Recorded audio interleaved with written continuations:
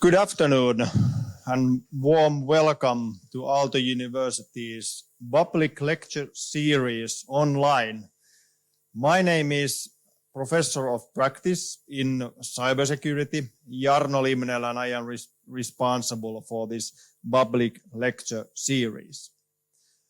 I may say that the topic that we have choose for this autumn in this public lecture series, it is very topical issue, not only in Finland, but globally as well. Because we all know the megatrend of this technological revolution, what we are living at the moment. And big part of this revolution is 5G issue. And in a way, this is like a basic knowledge, at least for everybody here in Finland, since we are technology-oriented people, that we should know at least something about this 5G theme, what we are facing and experiencing already.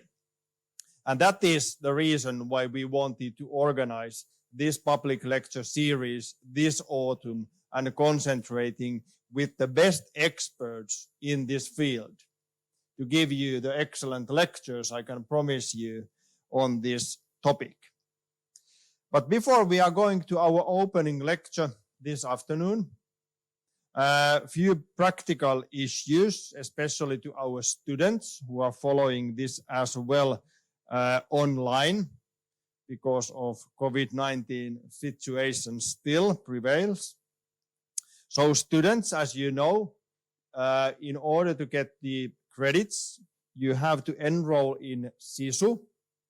And after that, during each lecture time, you should put the attendance code in My Courses. And you will see this code during this lecture, or you can see it also in Zoom's chat section. As you noticed, for all, you can follow these lectures online either via Zoom or via Panopto. It's up to you. There is one difference. If you want to send questions to our lectures, or if you want to comment on these issues, that is only possible in Zoom. So in order to raise questions and comments, please use the chat section in Zoom. And after the lecture, I will pick these questions and ask them to our lecturer. Physically, we are actually in Otaniemi at the moment, and it would be nicer, I have to say personally at least, that if we would have been physically in the same classroom. But technology allows us to do this anyway, since we have these restrictions because of COVID-19 situation. So we will manage with these arrangements. So our opening lecture today, the topic is 5G, field learnings with evolution to 5G-Advanced. And I am very, very happy on behalf of myself and Aalto University as well to welcome a fellow in Nokia, Harri Holma. Warm welcome to Aalto University. Thank you, Jarno. Excellent to have you here and giving the opening lecture. But before that, I want to ask you one question. Since you are working on daily basis with 5G issues, which are exciting, how would you put it in a nutshell? What is 5G? 5G, I mean, we can see the details today, but basically it's providing roughly 10 times more data rate, 10 times more capacity in phase one. And that's what we have today. And in the second phase, it will provide a lot more. It will provide the platform for reliable connectivity. It will provide the platform for low latency communication. And it will provide the platform for all the Internet of Things communication. And that's what we are starting to do right now. So it's kind of like the important, you could say, like connectivity layer for many other things beyond smartphones. Excellent. Warm welcome once again, and please, floor is yours. Thank you, Jarno, for the opening, and indeed, thank you for the invitation here. So welcome everybody online here today, and I have the privilege and the honor to be the first speaker here in the Aalto University Internet Forum. And indeed, my name is Harri Holma. I'm part of Nokia Technology Office, and I'm based in Finland, here in Espoo. So our office is only a few kilometers from Aalto University. And personally, I have graduated from Aalto University 1995, and since then have been working on different topics in the mobile communication. And the idea for today is to look at the learnings we have seen from the 5G practical field deployments. So a few practical things. And then secondly, we also want to look at the next phases in terms of 5G evolution. So what will be the new topics, not only today, but until 24-25 timeframe. And my presentation will take, I would say, roughly 1 hour here to go through the material. And if you have any questions or any comments or any concerns, I think you can use the chat window. And then after my talk, we will go through any questions together with Jarno, and we try to address and we try to respond to your questions. So that is kind of the flow for today. And if you start by looking the let's say the details here. So if you look at the first where we are today and what was supposed to be the 5G capabilities in the early phase. The first phase is basically better mobile broadband. The idea is to provide a lot more capacity. The idea is to provide even higher data rate for the consumers and enterprises. And the basic idea is based on a few new technologies. And that's what we try to illustrate here in the first slide. So basically, when we look at the existing 4G technology, so-called LTE technology, the typical deployment takes place on 1800 megahertz frequency, and typically the bandwidth we are using for the radio transmission is 20 megahertz.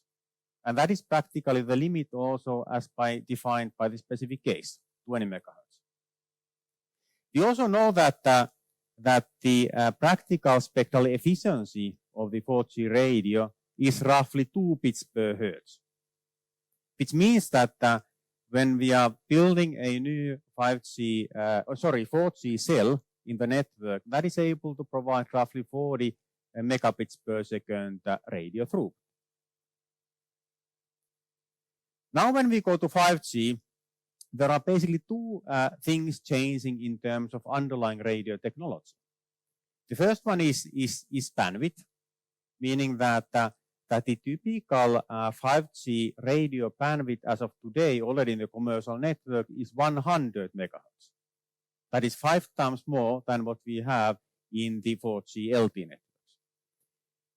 Secondly, 5G deployment is typically using new radio, so new kind of antenna, new kind of transmission technology, and that will provide up to 10 bits per hertz efficiency.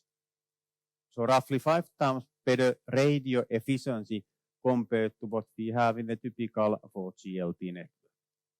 So the idea is pretty simple. We only need to do two things in basic. We need to have more bandwidth available, more spectrum available. In practice, 4 times more for the downlink transmission. And secondly, we need to deploy the new antenna, new 5G protocols, and that can provide up to 5 times better efficiency. So indeed, so in theory, we are expecting that 5G radio cell can provide even up to 20 times more data rate, 20 times more capacity compared to 4G. So the expectation is to provide even close to 1 gigabits per second cell throughput, aggregate cell throughput today. So that is in theory. So let's look at what we are getting in practice. So on this next slide, I'm illustrating a normal testing in a commercial network here locally in Helsinki with my smartphone. And what I'm able to get when running the speed testing, the downlink data rate is indeed 1 gigabits per second, or even more than 1 gigabits per second.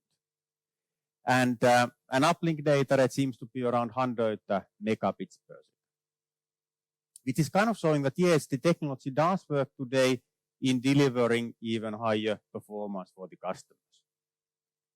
I'm also having here an example picture of the base station site, again locally here in the network in Helsinki, where you can also see the physical 5G antenna. And that is so-called massive MIMO antenna.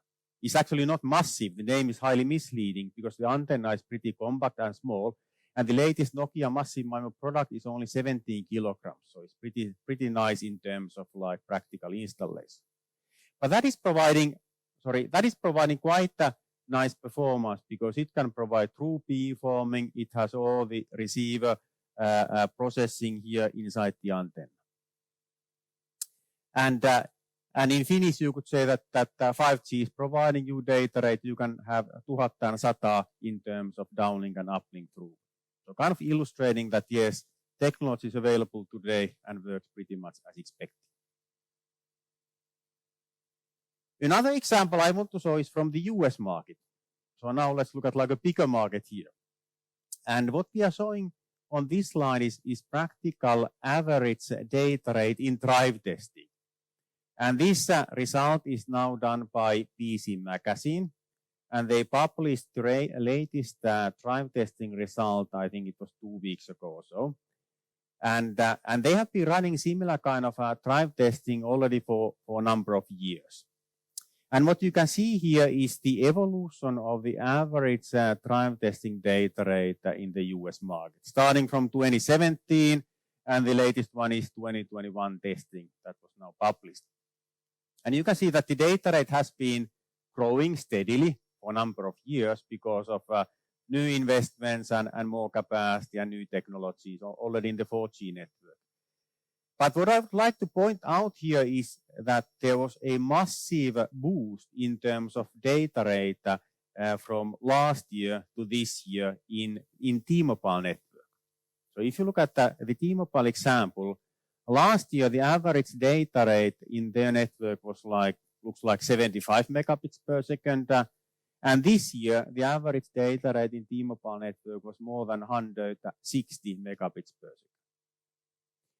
And this major increase in the data rate is explained simply by the 5G network rollout that T-Mobile has been doing in their network.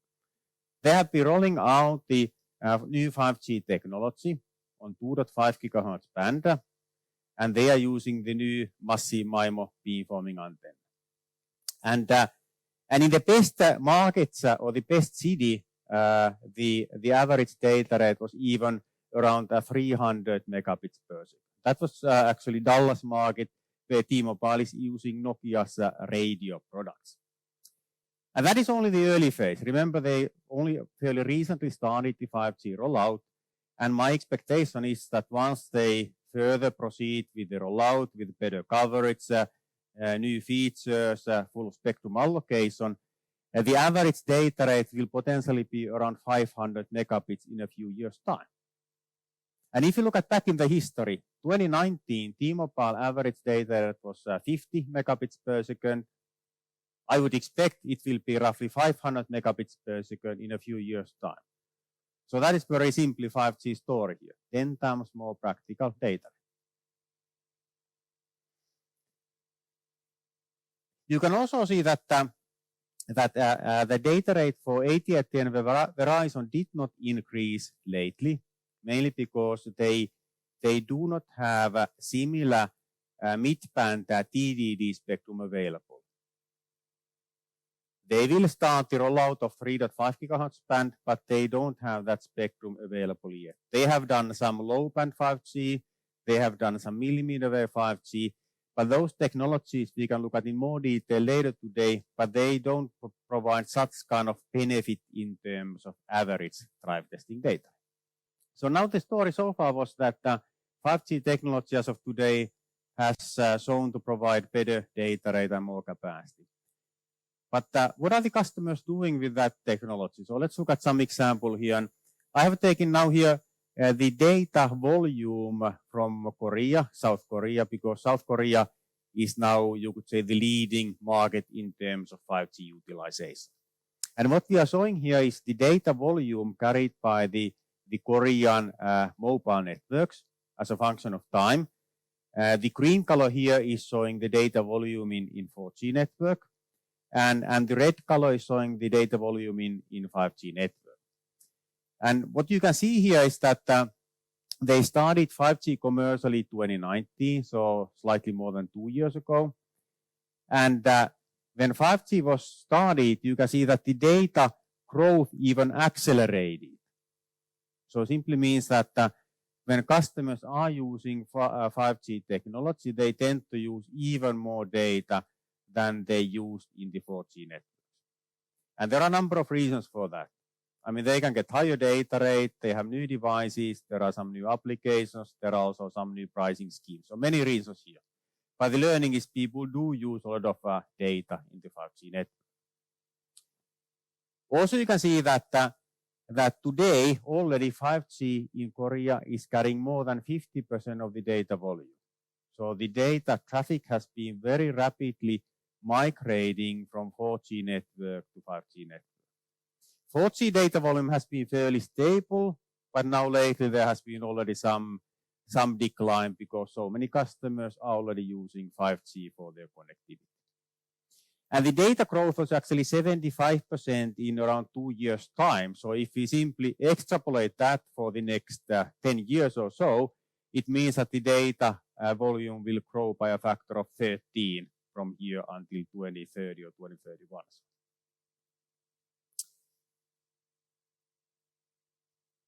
So that was roughly you could say the first phase of 5G. And in the initial phase, indeed, what we are doing here is we are using TDD spectrum mainly, new spectrum. We are using the new antenna. We are using more spectrum. And the idea here is to provide a lot more capacity, a lot more data. So you could say it has been mainly mobile broadband evolution so far. But in the second phase, which is now starting, the target is to provide some new service capabilities. We want to enable, let's say, like low latency services and IoT capabilities. And for that, we need also some new technology components to be deployed in the network. And the first of the technologies is we need to bring 5G radio also to the low frequency bands. These are so-called FDD, frequency division duplex spectrum. And that means that by using low spectrum band for 5G, it will be feasible to provide also wide area coverage, even nationwide coverage with 5G. That is number one. The second requirement is that we need to have a new core network, and the new 5G core network is needed to provide exactly those new services. And we can look at those details in later. What are the requirements here? And then the third technology I would like to note is also so-called carrier aggregation, which means that we need to be able to utilize all the 5G frequency bands together. And carrier aggregation simply means that we are combining the TDD spectrum and the FDD spectrum together for even better performance, like more coverage and more data. And now the idea is to look at very shortly where are we today in terms of deploying these new technologies in the practical networks. So if you start first by looking at the spectrum part here, so you could say that that 5G technology is the first ever radio technology that has been designed to be deployed on any kind of spectrum blocks. Many of the early phase networks are using so-called mid-band spectrum, TDD spectrum, that is between 2.5 and 4.9 gigahertz. And that was indeed targeted for providing mainly urban area coverage and 1 to 2 gigabits per second. The other block of spectrum that we need is also the low band FDD, where the idea is to provide large coverage areas. You can easily cover like 5, 10, or even 20 kilometer cell radius. You can cover the whole country. The data rate, of course, will be then lower, not more than a few hundred megabits per second. And then for the extreme capacities in the local areas, we also need to use so-called millimeter waves. And those are spectrum where the frequency is between typically 24 to 39 gigahertz, even up to 50 gigahertz in practice. And those frequencies can provide extremely high data rates and capacities, like 4 or 5 gigabits per second. And we can look at all these components now a little bit more detail here in the following slides. So if you then look at this local market here in Finland, is a kind of, you could say, like a nice example how the spectrum has been allocated for the mobile operators for the 5G deployment, and most of the 5G today is then deployed in Finland using 3.5 gigahertz spectrum. So all 3 mobile operators in the country, they have 130 megahertz spectrum available on 3.5, and that is most of the, you could say, the rollout in the country today. And that is how you can provide fairly high, nice data rates. The local operators also have 700 megahertz spectrum available. That was already auctioned like 2016. And it has been partly used for the 4G rollout, but now you can see local operators using 700 mainly for the 5G coverage layer. So 700 for coverage, 3.5 gigahertz for capacity. And then also last year, the millimeter wave spectrum was auctioned. Millimeter wave in Finland is 26 gigahertz. And again, all 3 mobile operators have 800 megahertz block of millimeter wave spectrum. So you could actually say that all the key spectrum elements are available here. You have spectrum for coverage, spectrum for capacity, and spectrum for the hotspot deployments. And these are all where you can deploy 5G. On top of that, there's also one part of the millimeter wave that has locally been allocated for the enterprise or private network. So the idea would be that anybody can apply the local spectrum license, and it can be utilized in the, let's say, like factories for the factory connectivity, could be utilized like at the campus areas or airports, or could be utilized in the harbors or that kind of local deployments. If you then look at this low band spectrum, in practice, the benefit is that you can cover wide areas, large areas. And I picked here one example from France, French market. And because you can see slightly different strategies how operators are now using this spectrum for 5G. Free Mobile is one of the French operators, and they decided to use 700 megahertz low band spectrum for their 5G deployment. And they are sharing the same spectrum with the LTE technology. And the benefit is that by using the same antennas and by using the same RF units for 4G and for 5G, they can provide the fast network rollout in terms of coverage. So they are covering, you could say, nearly the whole country with the 5G signal. They have more than 10,000 5G sites now. Now the drawback is that using the same spectrum between 4G and 5G will not provide any benefit in terms of data rate. You will get the signal, yes, you will get the new 5G signal, but not much benefit in terms of data rate. Now what the other operator, Orange, has done mainly in France is they have utilized the 3.5 gigahertz new spectrum for the 5G deployment. And that will provide, again, massive boost in terms of data rate. But on the other hand, the coverage is limited to only some urban areas. And of course, the idea is that both of these options is right. Both frequencies will be needed. But ideally, we would like to kind of combine these two benefits together to make like the best combination of coverage and then also practical data rate. And that is exactly where the so-called carrier aggregation will be needed. Carrier aggregation is now soon available commercially in the devices. And carrier aggregation means that one device simultaneously can receive data on the FDD and TDD frequencies. And we are illustrating here some press release in August with Nokia, where we tested carrier aggregation with one of our main customers in Taiwan Mobile. and also some practical measurements where you can see 400 megabits on the FDD spectrum and then 1.4 gigabits on the TDD spectrum. And when you aggregate these together, you can get even 1.8 gigabits per second peak data.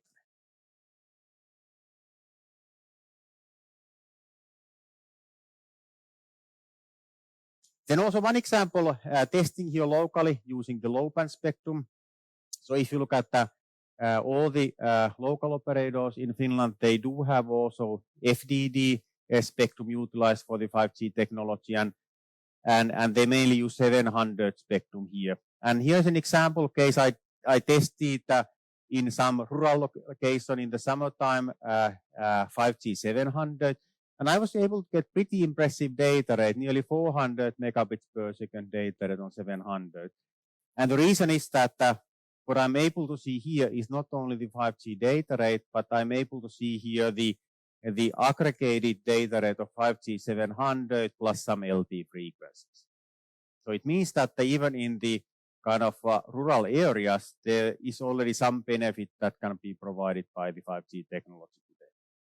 It looks like Telia web page is promising up to 450 megabits per second peak data rate. I was able to get 400, so pretty close to the kind of the best promises that they have.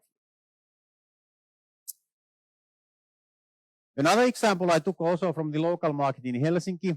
So you can see that that operators also are using 2 frequency bands even in the urban areas. So if you look at the coverage maps, they are showing some areas. I mean, this is just coverage plot from Helsinki. Some areas they have 3.5 gigahertz band, and they are indicating up to 1 gigabits per second peak throughput here.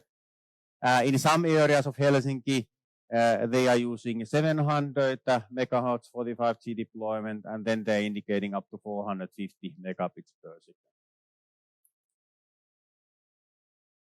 Now today the situation is such that the current devices typically don't support carrier aggregation. Therefore, we can receive either one frequency or the other. But today the devices, the commercial devices, are not able to receive 2 frequencies together. So therefore, how the networks are configured today is that the parameters should be defined so that we are always trying to use the 3.5 gigahertz band as much as possible because of better performance, and then using low band only if the high band signal is not available.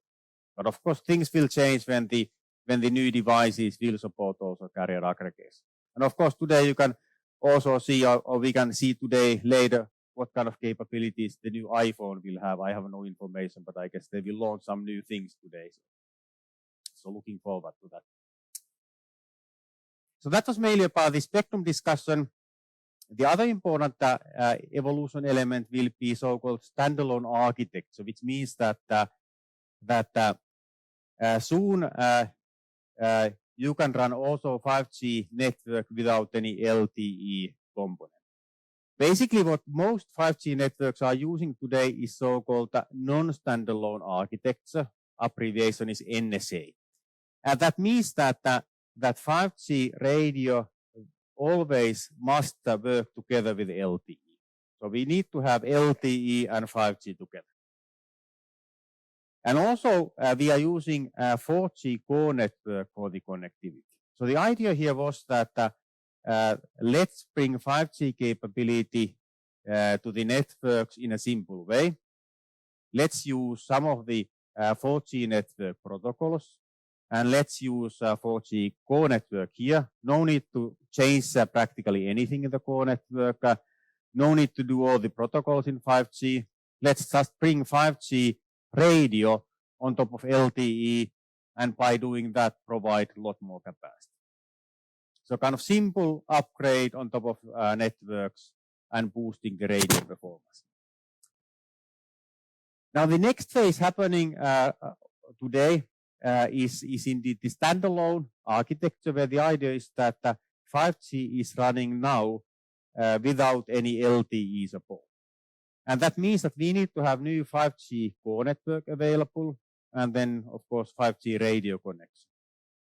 But no need for any LTE connectivity at the same time. And there are some benefits in doing the standalone. I mean, 5G core network indeed can provide some of the new service capabilities.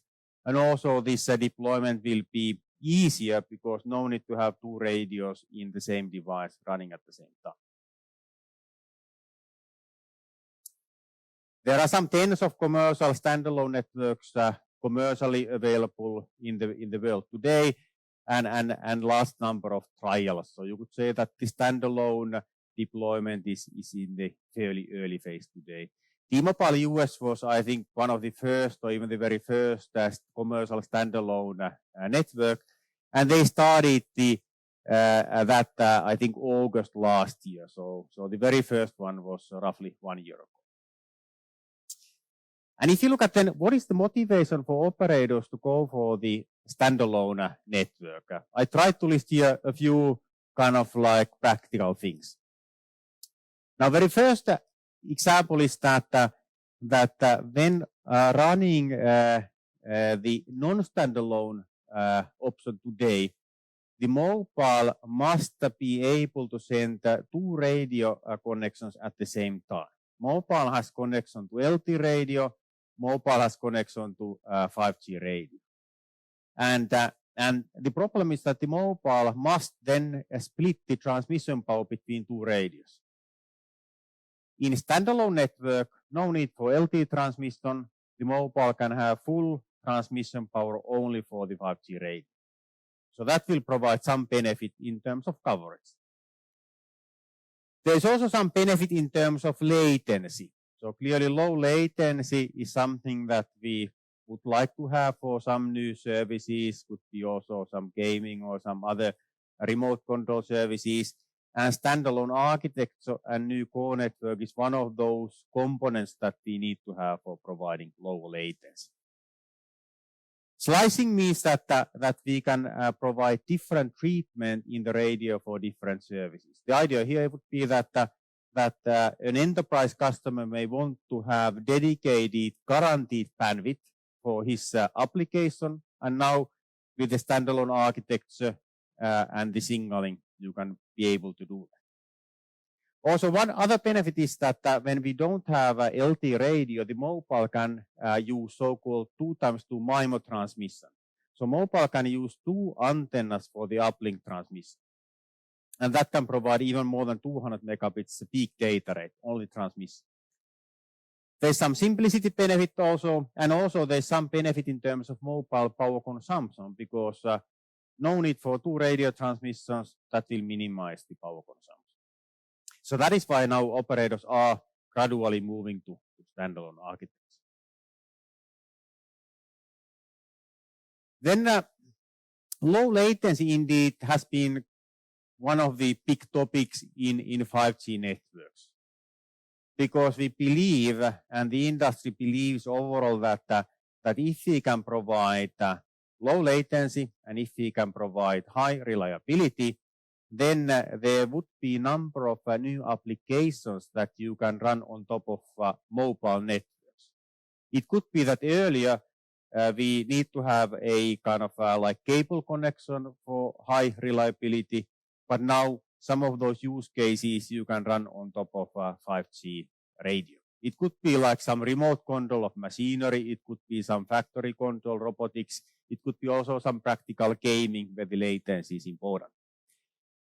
And now what we need to have for the latency is, in terms of technology, one important part is the standalone architecture.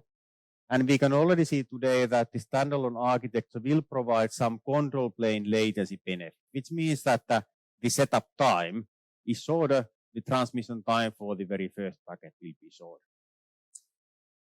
Another important part is that we also want to minimize the user plane latency, and that is not available in today. I mean, we need to have some more features to make that happen. I will show on the following slide.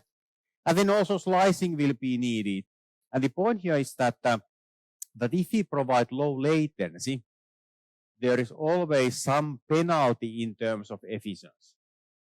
That means that we try to provide low latency only for those services where it's needed, but not for every service. And that is the motivation why slicing can be also used to provide the right features right latency features for the individual connections. And here we are illustrating where we are today in terms of a commercial network. If you look at the fully commercial 5G deployment today on the TDD spectrum, the two-way round trip time is around 9 milliseconds, which is pretty okay for the mobile broadband. But of course, we want to make it even better for the future services. And then on the right side, we are illustrating the two-way latency once we have implemented some low latency features in the network and in the test device. And in that case, you can show even less than 2 millisecond round trip time in the 5G radio. So one-way latency is roughly 1 millisecond.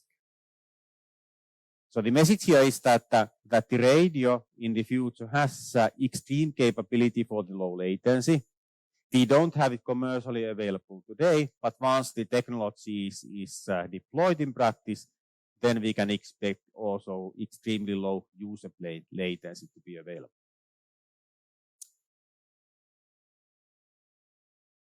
Then one topic we also may want to look at is millimeter wave spectrum.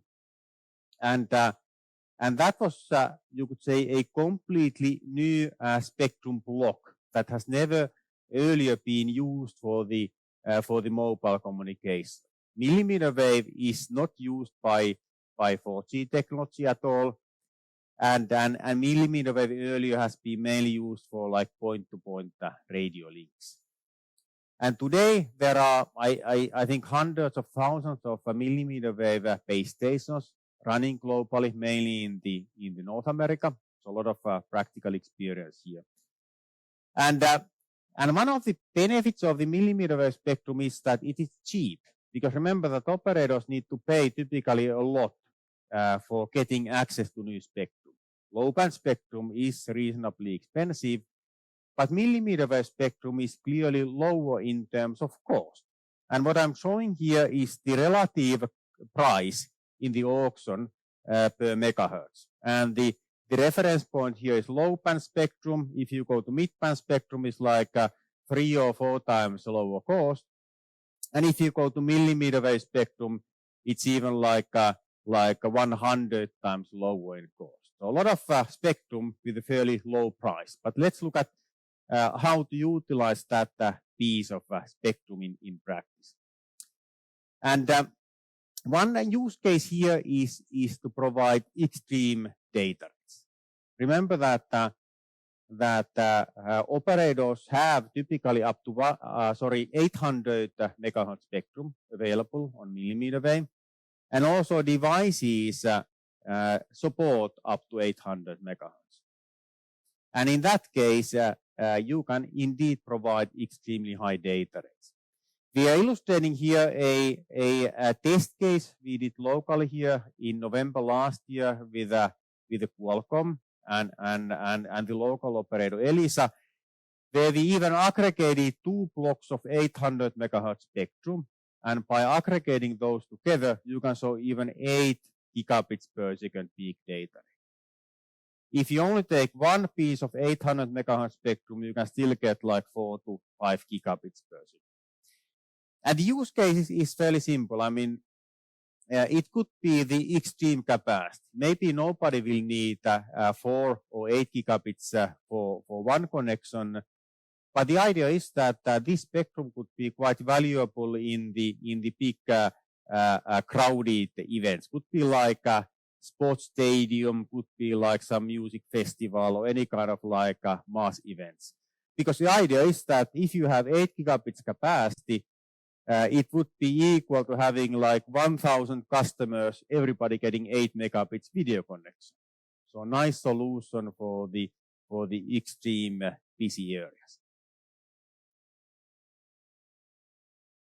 Now, if you look at using the millimeter wave then for the wide area coverage, the challenge is that such high frequency has limited propagation.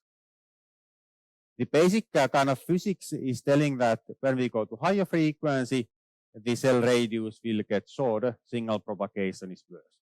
And what we are showing here is an example from one of the US networks, this Verizon network, where they are using low band 5G, and they are using millimeter wave 5G. And this picture is from Chicago downtown. And they are illustrating that millimeter wave is available, signal is available, and they call it 5G ultra wideband here. It is the dark color in the picture. And you can see that the millimeter wave signal is available here in the green area by the lake outdoors, and the millimeter wave signal is available along the street canyons here, but it's not available indoors.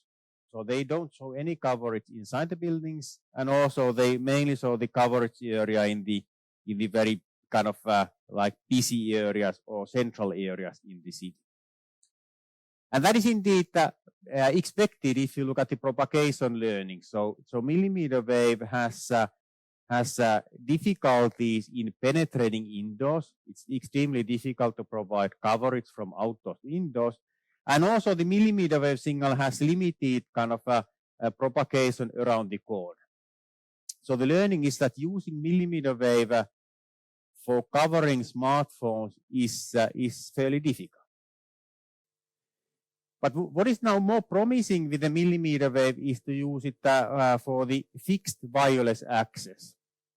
And the idea here is that it could be used for replacing the fixed connection at home, meaning that instead of building fiber connection, digging the fiber in the ground to your homes, you could actually use the millimeter wave radio for the last few hundred meters. So the idea is that you will get similar connectivity to your homes as fiber, but without the problems of digging the actual fiber. And that works clearly better. And there are a few reasons why fixed wireless access is kind of more attractive from the performance point of view. And the measurements indicate that you can get like 25 dB better propagation because you can use higher power in your fixed CPE. You can use directional antenna at home, and you can have outdoor antenna. So simply no need for indoor penetration. Somebody will come to your home, install the antenna on your outer wall, and point the antenna to the base station, and then you will get a nice performance. And in practice, then this kind of deployment is able to achieve a few hundred meters, maybe up to 500 meters of cell radius. You can also push it even further. We did recently some test case with one of our operator customers in US Cellular. And if you have open area, if you have open propagation, you can show even 11 kilometer cell radius with millimeter wave. And that is, of course, kind of like an ideal case. You cannot have any buildings or any kind of obstacles between. But if you have open area, it does work with even more than 10 kilometer cell radius. So the point is that millimeter wave can be utilized for those kind of fixed home connectivity.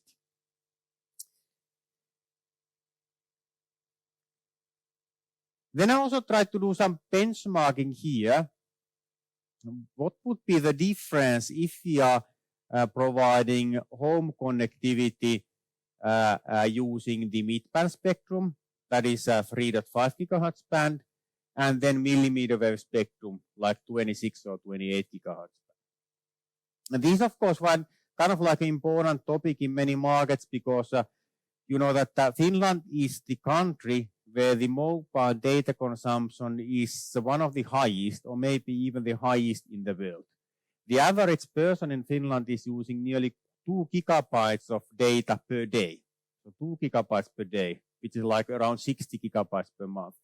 And the main reason why the data consumption is so heavy in Finland is that there are large number of homes where we don't have any fixed connection. So people are using 4G connection today for their home connectivity.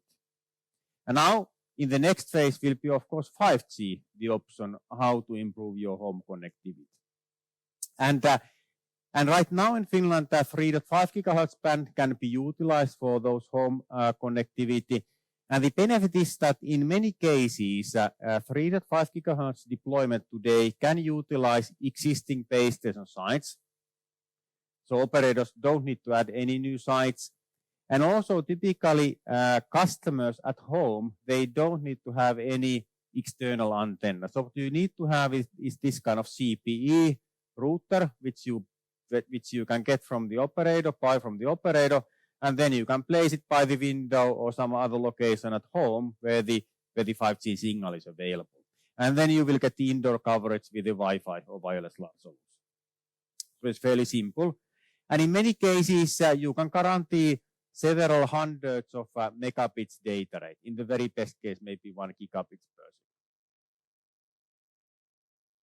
Now, the millimeter wave solution has some benefits. It can provide even higher data rate. If you look at what Verizon is doing today in the US, I think they guarantee 400 megabits per second. But in practice, in many cases, the data rate is more than 1 gigabits per second. Which means that you could claim that millimeter wave 5G radio is able to fully replace fiber connectivity in terms of performance. Now, the problem indeed is that the millimeter wave cell range is fairly short. So it means that maybe new base station sites and new antenna locations will be needed in order to get full coverage. Also, the challenge is that remember that we typically need to have outdoor antenna for the millimeter waves. That means that in many cases here, operators would need to have a technician to come to your home and make the practical antenna installation. But I mean, both options are now happening globally and are technically are feasible. Then one point I also would like to note here in terms of radio is the transmission data rate or uplink data rate. Because you know that a lot of focus so far has been on the downlink performance, downlink capacity, downlink data rate. And the reason why downlink so far has been so important here is that the main use case in the mobile networks has been video, has been Netflix, YouTube, any kind of video transmission, which is downlink main. But now we can see that there are a large number of customers where the need for the better uplink data rate is emerging. And one example is so-called Industry 4.0, where the idea would be that 5G connectivity will be used extensively in the factories. And one example use case is video surveillance. So we could have large number of video cameras sending continuous transmission. And then we need more uplink capacity. So clearly we need to make the uplink transmission data rates also better. And what I'm trying to illustrate here is the different technical solutions, how to make the uplink data rate better. And what we are showing here is the non-standalone architecture, 5G only, LTE 5G aggregation. And then we are showing also the standalone architecture where you can use 2x2 MIMO transmission. And that can provide even more than 200 megabits peak data rate here. So this is kind of commercially, you could say commercially available today or in the short term. If you want to provide then extreme high data rate in the local areas, then you can use millimeter waves. So millimeter waves are not only good for the downlink connectivity, but millimeter waves can also provide quite high uplink data rate. Today, typically, terminals or devices only support 200 megahertz, and we did a demonstration lately, or not only demonstration, but commercial deployment lately with one of our customers in Australia. With Optus, we illustrated 300 megabits uplink data rate on the millimeter. But once later you have also 400 megahertz available in the devices, then the peak data rate could be like 600 or 700 megabits per second.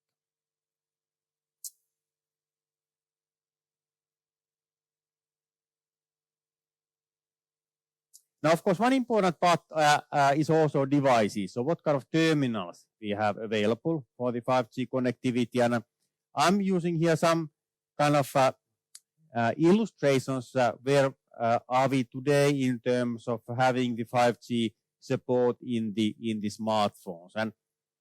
And the indication here is that by next year, so 2022, more than 50% of the new smartphones will have a 5G capability, and that is a global scale. If you look at advanced markets like Finland, it is already, I think, happening today. So the 5G penetration is indeed increasing quite rapidly. And if you look at then what are the frequency bands being supported by those devices, then this graph here is showing the number of different device models available globally and the different frequency bands. The bands are here showing with the numbers from 3GPP specs. But you can see that the most common frequency bands globally are the mid-band TDD. So 2.5 and 3.5 gigahertz bands. You can also see that quite a few and quite a many devices do support also the FDD frequencies, low frequencies. But you can also see that the millimeter wave support still has been fairly limited in the devices. So, and of course, it means that globally millimeter wave is still in the fairly early phase in terms of commercial deployment.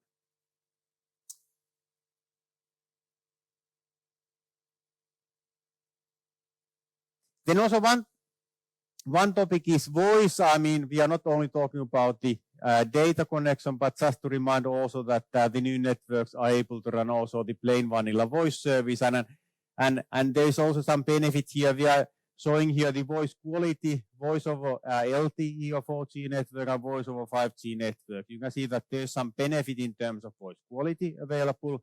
And also you can see that there's some benefit in terms of call setup time, meaning that when you press your call button, then the voice connection will be available faster in 5G network than in 4G network. So signaling will be faster. So also meaning that voice is gradually migrating from 4G network eventually also to the 5G networks. Now remember also that the target in 5G was that there will be a large number of other use cases, not only mobile broadband. And I'm showing here some examples which are now starting to happen in practice. And remember that the Internet of Things, IoT connectivity clearly was supposed to be one of the big topics here in the networks. And it is now starting to be like a bigger business, bigger volumes as well. So I'm using here some public information from a chip vendor.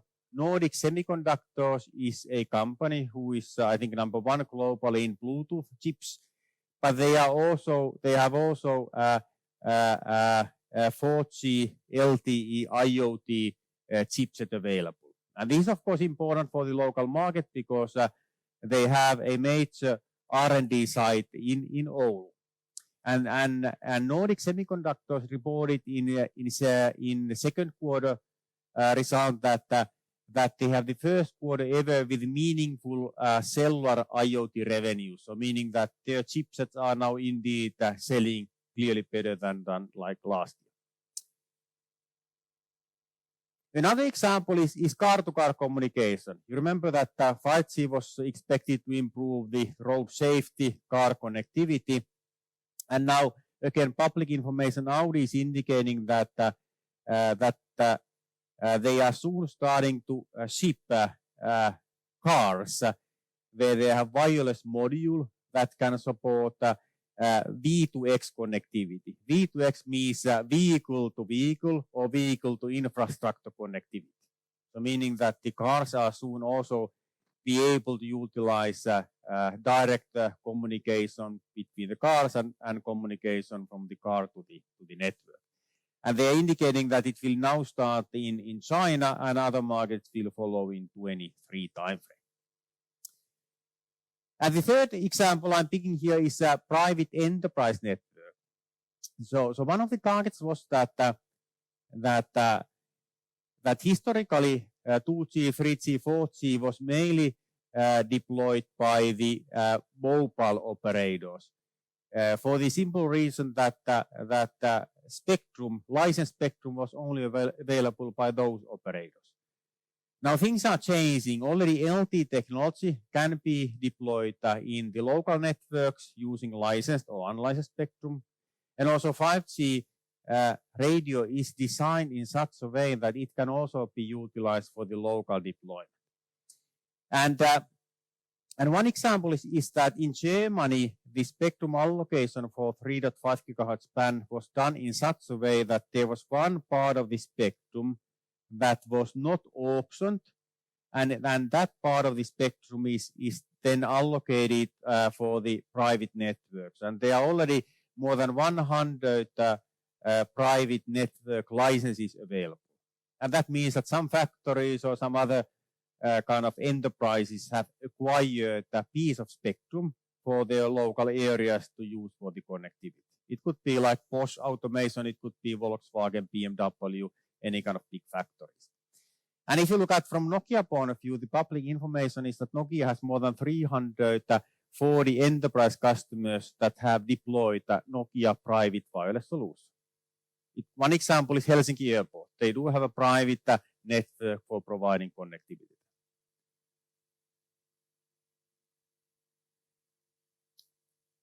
And that is the next slide I wanted to show here, that if we now want to provide reliable connectivity, you could say ultra reliable connectivity, low latency communication, the abbreviation is URLLC, then there are basically two options and the combination of those. One option is that we can use the public wide area networks, and then we are providing one part of the network, so-called slice, for specific customer or enterprise or use case. And one example could be public safety. So the idea is that policeman communication, fireman communication is now migrating from the dedicated networks to public LTE networks. That is happening right now in Finland. It's happening in many other countries. So the idea is that government communication, policeman communication is using the very same 4G and 5G networks as any other customer. But of course, we need to have priority. We need to be able to guarantee the capacity for those use cases. And there will be similar other cases where the slicing will be needed. So that is first option, wide area network and slicing. Another option is to use the private networks. And remember, Nokia has like 400 or was it 300 customers globally. And those cases are such where there's some facility, could be like a mine or could be factory, could be harbor or airport, where the kind of customer would like to have reliable radio connectivity. If you look at like Helsinki Airport, they would like to have connectivity on the outdoor areas between the airport and the vehicles and airplanes. Wi-Fi is not good enough. So Wi-Fi performance is not good enough. Wi-Fi reliability is not good enough outdoors. So Wi-Fi doesn't work.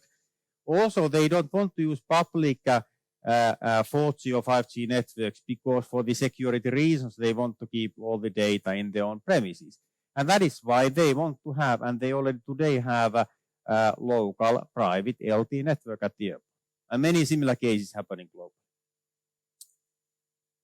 Okay, and then the last one here is to look at the next phases. So far we have been talking about 5G, and the next one is not surprisingly 5G Advanced. And what it means now, from the timing point of view, is that there will be a lot of evolution on top of current 5G technology. 5G has been specified in an organization called 3GPP. The first version of the specification with the 5G was so-called Release 15. And the first commercial deployment started to 2019 in Korea and many other markets. Release 16 is the next version. There was a lot of improvements for the ultra-reliable low latency communication, and that was already completed as well. And then Release 17 is under work now. Right now, there's a lot of new topics how to utilize 5G radio for other use cases. Could be like non-terrestrial networks, could be car-to-car, could be also IoT optimization and drone control. And then Release 18 is something which is now labeled as 5G Advanced. And the target is to complete Release 18 end of 23. And that means that typically it takes at least one more year before commercial deployment. So maybe then these kind of 5G advanced capabilities we will have in the network like starting 2025 timeframe, so maybe 4 years from now. What is then included here in 5G advanced?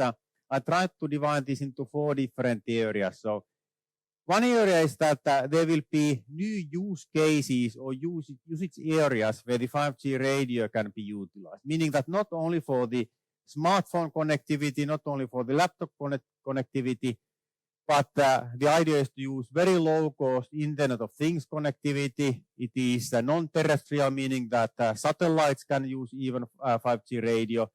Drone control is one important. Site-link means that you have device-to-device direct connectivity. So same radio for many use cases. The other area is optimization of some specific services. A lot of work here is to enhance the performance of virtual reality, augmented reality, that is called XR, and cloud gaming. Where the idea is that we could use 5G connection for your kind of VR glasses, and then we want to minimize latency, we want to minimize power consumption, we want to guarantee better mobility. So a lot of areas here. Then also resiliency is one important topic, because remember that 5G networks are supposed to be kind of the base layer for connectivity in the society, so reliability will be important. And here the idea is to enable the operation without satellite synchronization. Also the target here is that 5G networks can provide the timing, meaning that like some robots don't need to have some GPS connection, but then 5G network will be the source of timing signal here. And then also ideas are that artificial intelligence will be a bigger part of the networks in terms of network optimization and network performance improvement. And then also at the end, also wanted to show that Finland is in a good position in utilizing 5G technology, and I picked some proof points here why it is like that. Already end of last year, it was 67% of the Finnish households that have 3.5 gigahertz coverage. And this number, of course, is kind of outdated. If you look at what operators are claiming today, I think all 3 operators are claiming 50 to 60% coverage. And if you combine that together, I think we are somewhere clearly more than 70% coverage all combined. Networks are extremely fast. If you make drive testing in Helsinki today, I think the average data rate will be approaching 500 megabits per second, which is pretty impressive. Data consumption is one of the highest, or maybe the highest in the world. All spectrum has been allocated. Also, the public safety is moving on top of 4G and 5G networks. That is one of the first cases in the world. That is so-called Virve 2.0, viranomaisverkko. Then also a lot of technology startups here collecting also investor money. And then a lot of research also is happening here. And there are good reasons for that. Nokia total R&D is more than 4 billion. Also Finland, a substantial part of R&D is happening here. And there is also 5G, 6G flagship programs we are doing with the universities, including also University of Oulu. And also could be highlighting here that Nokia has been hiring on average, I think 400 persons per year. Lately, this year is maybe around 500 persons. So a lot of new people are joining also Nokia here. And a lot of that is actually the R&D, radio R&D. And we have also a lot of a kind of number of research people, Bell Labs research people located here in Finland, both in Espoo area and Oulu area. But that was all from my point of view today. And now we use like 1 hour, so we have still some time for any questions or comments. And I think if Jarno is coming here to help me on reading, if there are any questions which we can go through here. So. Excellent. Thank you very much. You spoke about an hour. Are you tired? I can still see that you are very excited. That is important topic. Important topic. Yes. And very interesting facts also, I have to say. I didn't know that, like you mentioned, on average, every person in Finland on daily basis uses 2 gigabytes. What are they doing? I mean, I guess video is Probably. Case, so nothing useful, but probably, and also that more than 50% of all smartphones globally next year, as you presented it, will have the 5G capability. It's happening, yes. It's really happening on daily basis. One question from Jani Hyppönen. How does the 5G spectrum availability vary between regions? For example, North America versus Europe versus Asia. Yeah, so maybe we can look at overall this spectrum block. So I think we are in a pretty good position here in terms of also globally. So most of the regions do have the mid-band TDD spectrum available. I mean, most European countries do have it. In US, T-Mobile has already deployed that, and now Verizon and AT&T are starting that with the so-called C-band. So US is kind of is happening right now. China has that already being deployed. Korea has it deployed. Japan has it deployed. And also India will have the auction, I think, still maybe this year. So even in those big markets, it is indeed happening. So, and that is of course important because it's the new clean spectrum that will enable a lot of new capacity. So pretty good here. The FDD spectrum is pretty much refarming. So it means that it is already available. We just need to kind of, we need to minimize 2G. We need to minimize 3G or even close those radios, and then gradually move from LTE to 5G. So this is not about, there's some pieces of new spectrum like 700, but partly also refarming. So, and millimeter wave is maybe in the earliest phase here today. So indeed, most of the deployment is happening in North America. And Finland has the spectrum available, Italy, a few other European countries, but we still don't have that many devices. So it's kind of like, you could say like, it's happening, but it's still in the early phase. So I would say globally looks actually quite nice here. So, and actually 3.5 gigahertz may be one of the most global spectrum that we ever had. So it's deployed in Europe, Asia, China, India, US. So pretty much all the markets. So what would you say, what are the main obstacles at the moment? Why the speed is not faster? I think it's simply, it takes time to deploy it. So, I mean, even if this antenna that, sorry, I don't know.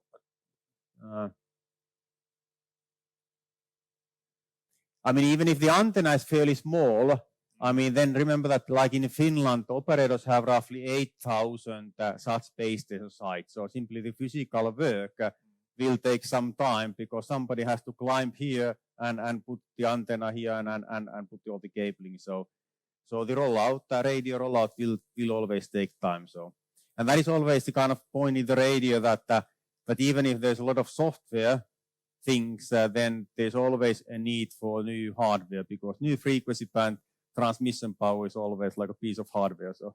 So it's physical work. So absolutely, we still have to do some physical work, even if we are digitalizing more or less everything. I really like also that in a good way you emphasized that Finland has in quite many occasions we have a leading role thanks to Nokia. What would you say is this the big issue for the competitive advantage to our society in Finland as well?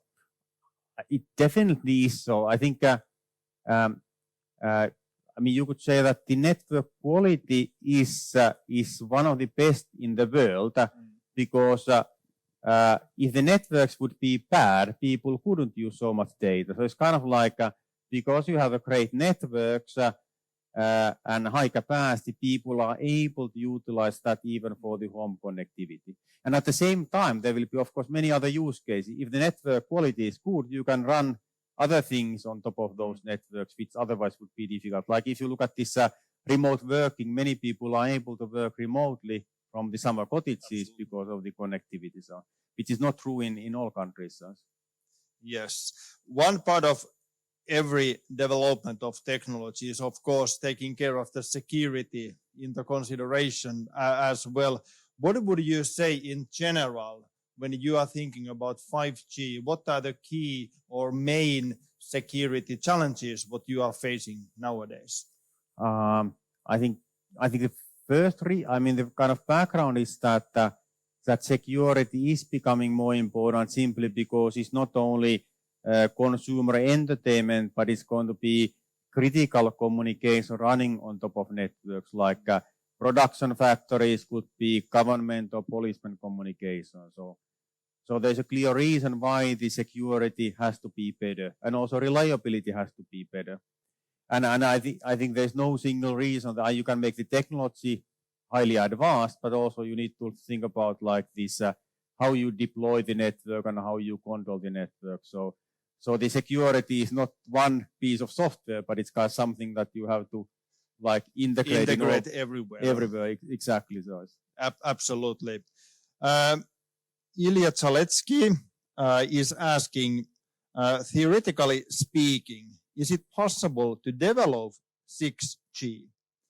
Like you mentioned in the end, will it be worth it? And are there already user cases for even higher bandwidth and data rates? If you look at 6G, then what is practical today, what is concrete today is indeed this 5G-Advanced. So there are fairly good ideas now in 3GPP organization, what will be the technical steps and the target use cases for 5G-Advanced. And remember, that will be commercially available starting like 25 time frame. But then the 6G would be completely like next step. And we have one session later in this internet forum by one of my colleagues from Nokia who is talking about 6G. So that will be a lot more. So let's wait for that. So yes, we will have that a little bit later. Very good. Antti Tyrväinen is asking, is downlink or uplink capacity asymmetry, and does DL or UL radio differ in low, mid, high 5G bands? Yeah, it does. So we discussed the uplink, and now the challenge is that this TDD spectrum today is allocated in such a way that typically like 70 or 75% of the time is downlink, and then like 25% is uplink. And that kind of allocation makes sense because the traffic today, the consumer traffic today has been mainly in the downlink direction for video. But now indeed the problem is that it's not optimal if you look at this uplink part. And therefore we need to look at many other solutions how to make uplink better. We need to aggregate different frequencies. We need to use two antenna transmission. We need to use higher order modulation. So, and if you compare FDD and TDD, FDD has the benefit that it is kind of symmetric. So uplink, downlink is symmetric, and today has been kind of like a waste because traffic is asymmetric, but then maybe some other use cases, FDD could be then beneficial here. So, and indeed, the average, I think global is 11, we have 11 times more data in downlink than in uplink. That is today. So data volume is mainly in downlink. So good. The next question is from Martin. Is the fixed wireless access use case accelerating the 5G backbone build out in, for example, or e.g. Finland?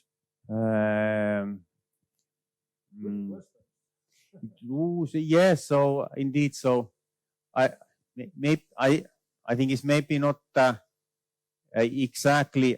You don't see this maybe one-to-one mapping. So what is happening is that remember that Finland has very high data volume mainly because already today many people are using LTE 4G network for the fixed wireless access, and therefore the radio capacity has been added. So we have a lot of base stations, a lot of sites here.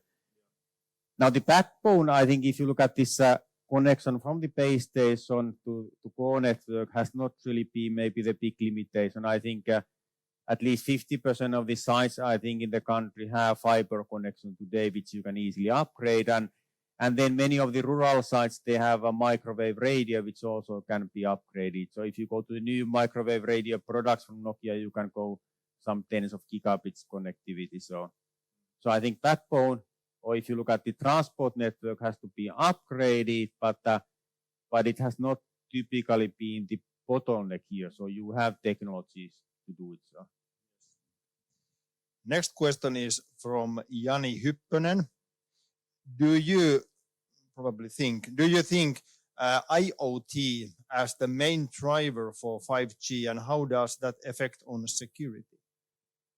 IoT, I think, I think maybe in IoT there are a few different terms. So some people, when they talk about IoT, they are talking about the low-cost IoT, meaning it's something that you integrate to your Garmin watch or some other like low-cost, low-power consumption. And that is exactly what Nordic Semiconductor is doing here. So something that you want to transmit a few times per day, some small amount of data.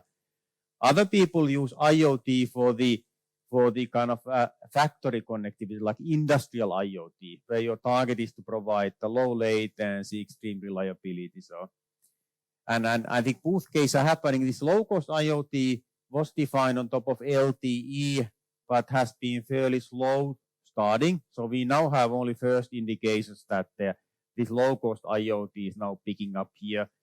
In 5G, we don't even have this defined yet. So the low-cost IoT solution will be only defined in 5G-Advanced. So it will take time before this is going to happen in 5G. So low-cost IoT will be now starting, and mainly in 4G network. And then this industrial IoT, is high-quality networks, that is kind of also slowly starting here. So this factory connectivity, it's maybe not so visible in the public domain, but there's a lot of like small networks popping up now globally. So this enterprise network. So I don't know if that is the main driver, but I think it's I think the power in 5G is that there's so many use cases and same network, same platform, same connectivity layer you can use for many cases. So. Final question. Is Nokia involved in the development of new 5G usage areas in partnership with, for example, heavy industry partners like Konecranes, mining companies, etc.? We are, yes. So, and so if you start first from the specification point of view, so things have been changing so that if you look at 5G-Advanced, then back in the history when 4G was defined, it was mainly defined by mobile operators. It's really like Vodafone and Deutsche Telekom and Telefonica and those guys, and the network vendors like Nokia. So it was mainly defined by you could say like the telecom ecosystem. But things clearly changed when 5G started, and especially here, we can see a lot of companies contributing to this specification, which are not in the kind of traditional telecom space, but they are exactly companies who would like to use 5G connectivity, which are indeed like automation companies, car companies, it could be manufacturing companies. And so that is in 3GPP. And if you look at our cases, then we are working like indeed Konecranes here locally. We are working with the mining company, Sandvik and so on. So indeed, it is happening here. So the answer is yes, we are working. So in many levels and specification and practical deployment. So yes. Excellent. Thank you very much, Harri, Holma, fellow in Nokia. It was so nice to have you here. An excellent lecture. Thank you. Happy to hear. So I hope also the people here have enjoyed this. And we will give you this like a virtual applause for your Thank you. For your lecture. And this was excellent start. And thank you everybody who has been following this online or afterwards, looking at the recording. We will continue next week. So 21st September, same starting time, 5:15 p.m. And Petri Lehikoinen, who is director in Traficom, will give a next lecture. And the topic is how 5G will change the way we live. So thanks once more, Harri. Thank you, everybody, and have a good week. Okay, bye-bye. Have a nice evening.